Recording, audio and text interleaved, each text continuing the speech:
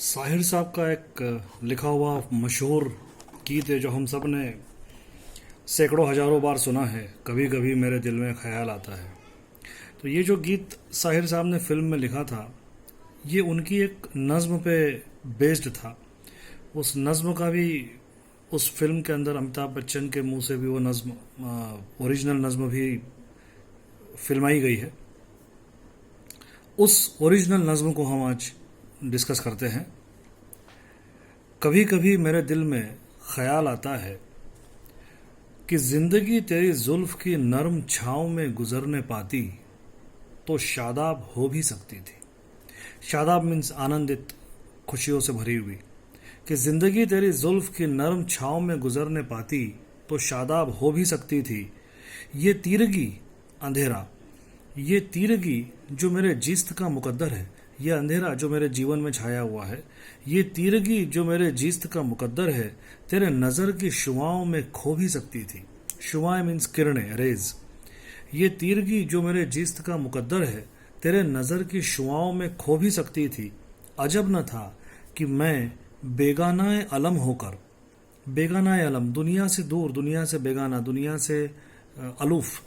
अजब न था कि मैं, कोई बड़ी बात नहीं होती, अगर अगर जीवन में तुम होती तो कोई बड़ी बात नहीं थी कि मैं दुनियादारी से अलूफ हो जाता। अजब न था कि मैं बेगानाए अलम होकर तेरे जमाल की रानाइयों में खो रहता। हुस्न और जमाल और रानाइयाँ ये सारे सिनोनिमस वर्ड्स है। तेरे जमाल की रानाइयों में खो रहता मतलब तेरे हुस्न की खूबसूरती में, तुम्हारे खूबसूरती में डूबा रहता। तेरा गुदाज बदन, तेरी नीमबाज आंखें, नीम मीन्स आधा, नीमबाज मतलब आधी खुली आंखें।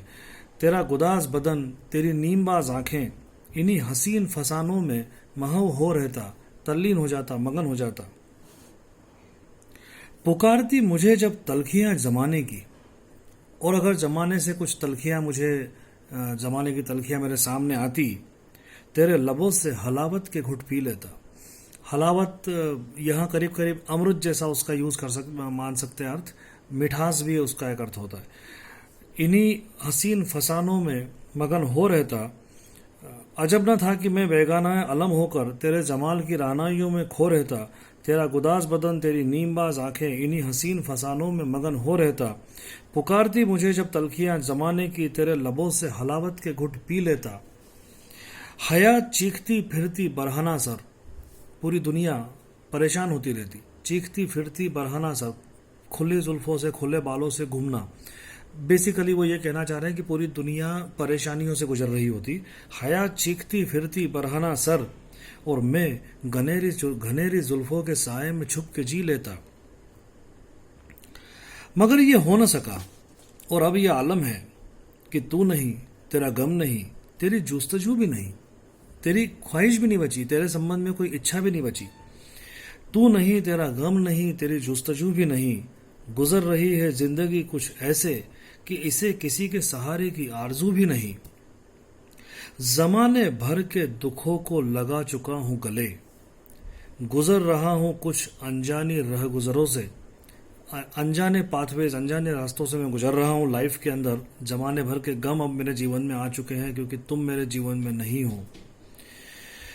मुहीब साए मेरे समत बढ़ते आते हैं, डरावनी शेडोज, डरावने साए, या यूं कहें कि जीवन में बड़े बड़े संकट मेरी ओर आ रहे हैं। हयात और मौत के पुरहोल खारजारों से, जिंदगी और मौत जिस के जो डरावने चक्र हैं, उन जंगलों से, उन बयाबानों से ये साए मेरी ओर बढ़ रहे हैं, मेरी ओर आ रहे हैं, मुझे डरा रहे हैं। न कोई ज़्यादा है मंजिल, कोई मंजिल तक पहुंचने की राह नज़र नहीं आ रही है, न रोशनी का सुराख और ना कोई कहीं प्रकाश नज़र आ रहा है। भटक रही है खलाओं में ज़िंदगी मेरी।